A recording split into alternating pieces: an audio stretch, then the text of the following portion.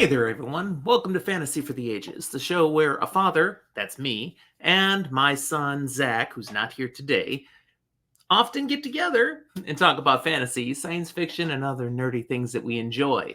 Today, I'm bringing to you a quick take episode on the 9 most rereadable science fiction and fantasy pieces of literature from my opinion and experience. If you like this episode, I hope you'll click that like button down below. Consider subscribing to our channel. Just click right there. It's so easy. And share what you think about what I say today. That's what the comment box is for. We always respond to comments. Down in the show notes, you'll find all the other ways that you can interact with us. Our Discord server, come chat about books, social media, even our Patreon, where you can tap into extra benefits by becoming one of our Patreon supporters. Thank you to all of you who already support us on Patreon. We love you guys.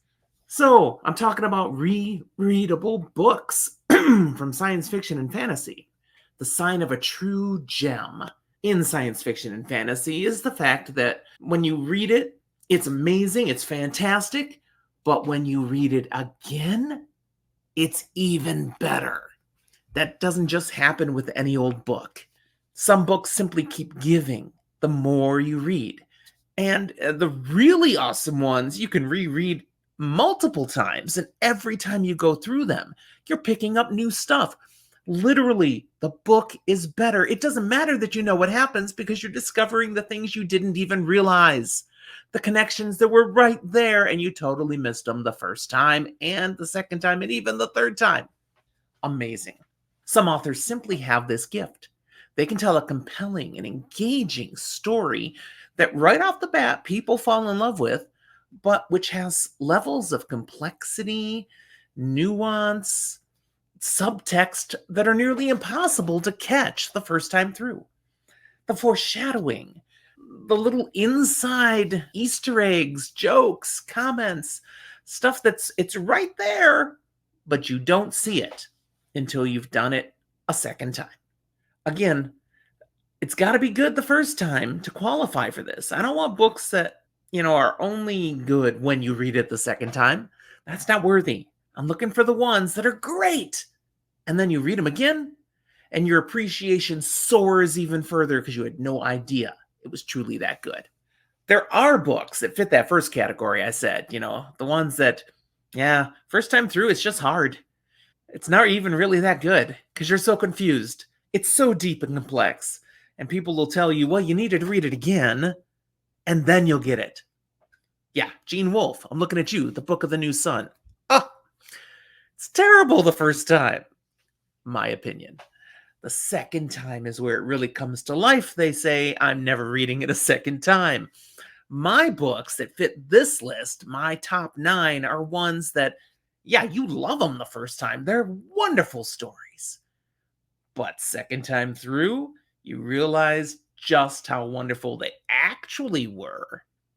Next level better. So here's my list, starting from the bottom, working up. In my opinion and experience, a top 9 rereadable science fiction fantasy books. Number 9, The Stand by Stephen King. I have read this one at least 4 times, maybe more, but I remember 4 distinct rereads. And the first time through was a great story. The second time I grew in appreciation even more, seeing the things that King had laid in there. The third time I read it was after I'd read more of Stephen King's other stuff, which adds even more layers to it. And the fourth time was just fun. I wouldn't say I found more things on the fourth read. I just liked it. Now, I'm probably going to do a fifth read because I'm finishing my reread of The Dark Tower right now. And there are so many connections and references to The Stand in The Dark Tower that The Stand will be even better with The Dark Tower fresh in my mind. That's an amazing piece of literature. When you know the whole story, but you want to go reread it again because there will be new perspectives now. Love it. Number 8, The Stormlight Archive by Brandon Sanderson. This is his magnum opus. These are big, chunk, and huge books. He, according to my understanding, plans to write 10 books in the Stormlight Archive, but in 2 eras, sections. He's done this before.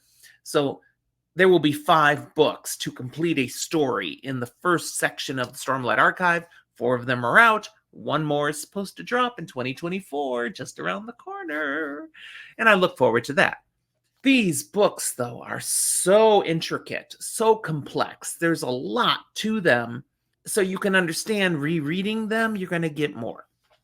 Also, making sure you've got the whole scope of the Cosmere under your belt before you start a reread will make it even richer because there's so many connections and tie-ins. Brandon Sanderson has thrown the kitchen sink into this series, and I look forward to enjoying it yet again. I haven't done the reread of the Stormlight Archive yet, except The Way of Kings I've read some of twice.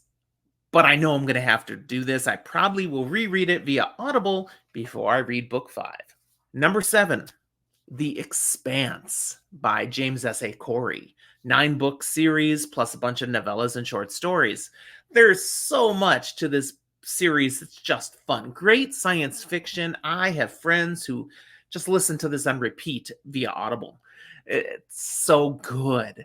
I know there are nuanced things that you can pick up early on that are hinted earlier that pay out later in this series. I certainly enjoyed discovering those as I went.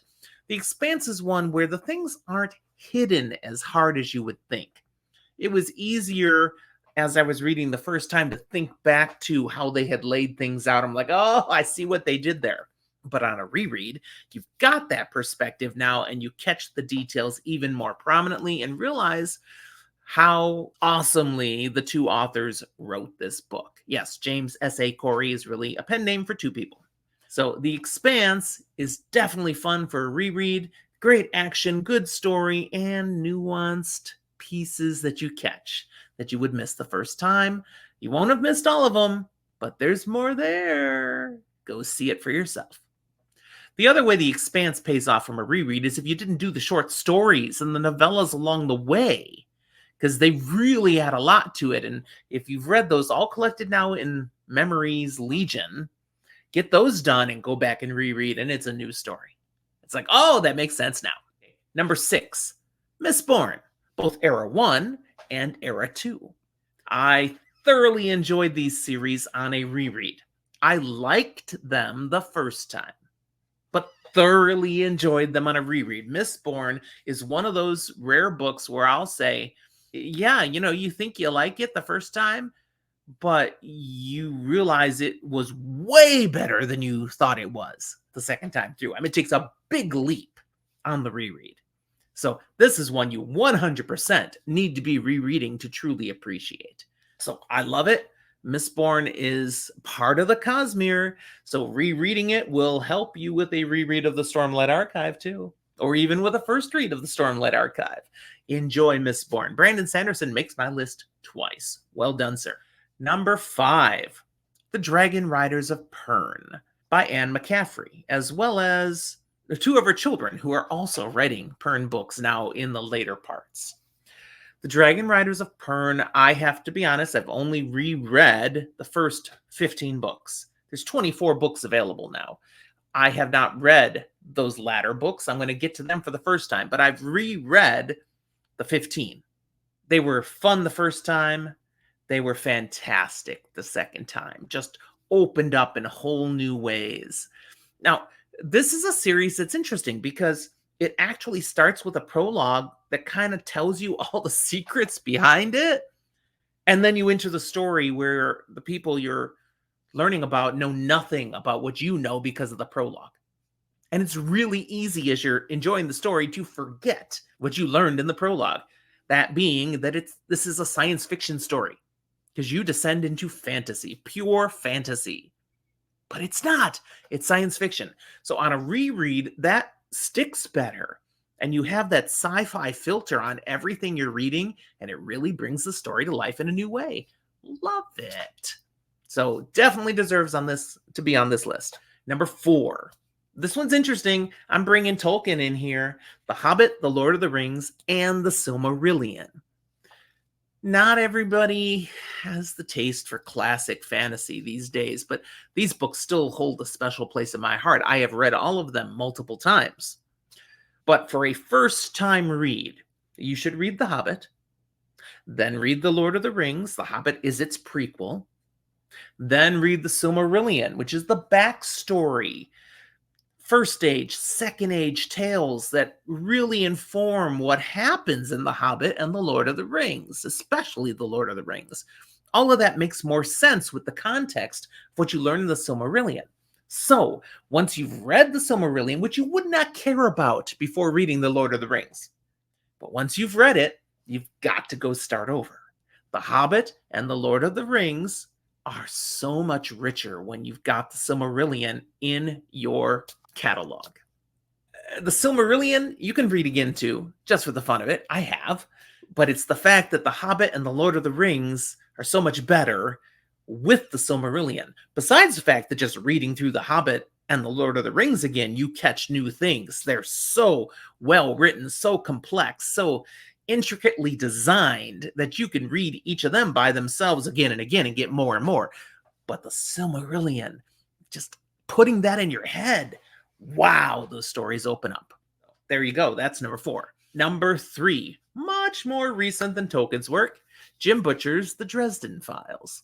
17 books, a number of short stories and novellas. This series is not done. There's much more to be written still, at least 6 more books, 7 more books in what he has in mind to complete this series. But this is one where there are so many things he does in the early books that just seem like they're happening, they're just a thing, that pay off down the road in such amazing ways. And he keeps doing that book after book after book, that to have the context of knowing what's going to happen later, when you go back and read the early books again, they are so much better. My son needs to understand this because he's not a big fan of the early books. He does not realize what Butcher has put into those books and the meaning they will have. I mean, just the alphas, for example, or heck, the whole vampire thing in book 3. When you know where it's going. So, rereadable to the max. Love the Dresden Files. Number 2 is one that's on here just because I know it's rereadable, even though I'm only partway through, and that's Malazan, Book of the Fallen by Steven Erikson. There is so much in this fantasy series. It is literally epic. Yeah, epic fantasy in an epic way. And I'm already recognizing things that will be just amazing on a reread, and I'm only halfway through the core novels. So this one is just so chock full of so much. And of course, lots of people who are already well within the fandom and love it all talk all about rereads and how important it is. So one day I hope to be worthy of a Malazan reread. Probably on Audible. That'll be a big commitment. Maybe just the core novels. I have so much ahead of me to read still, but loving every minute of it. Clearly, high quality rereadable material. If you can survive it the first time. Not that it's not good. It's just very, very epic. And not everybody's going to have the taste for getting through something so robust. It's no Gene Wolfe. Blah, blah, no. It's still good. You just have to survive Gardens of the Moon. Book 1. Okay, number 1, come on. The definition of rereadable, The Wheel of Time by Robert Jordan and completed by Brandon Sanderson. I have reread The Wheel of Time a ridiculous amount of times because every time I reread it, I enjoy it. I also still will stumble upon something I never noticed before. As Zach and I do deep dives through this, it is so deep diveable because the little tidbits that are planted everywhere. It's like, Robert Jordan, your mind was amazing. And I understand he had so many notes. There are lots of things he thought of he never even put into the books. The detail he had come up with was incredible, and thus there is such depth in this series that you can reread it again and again. It is so great the first time, so fun, unless it just wasn't your thing. And I know some of you are out there. I'm sad for you because I love The Wheel of Time and don't get it when people don't like it. But if you enjoy it the first time, the second time takes you to a whole new territory. If you haven't considered doing a reread yet, this is the reason I've done this episode. Do the reread. You'll thank me. That's where I'll leave you then. great things, 9 top things to read for me, from my perspective, that are rereadable. Tell me what you think. Which are the ones that you agree with? What do you like from this list? What am I missing?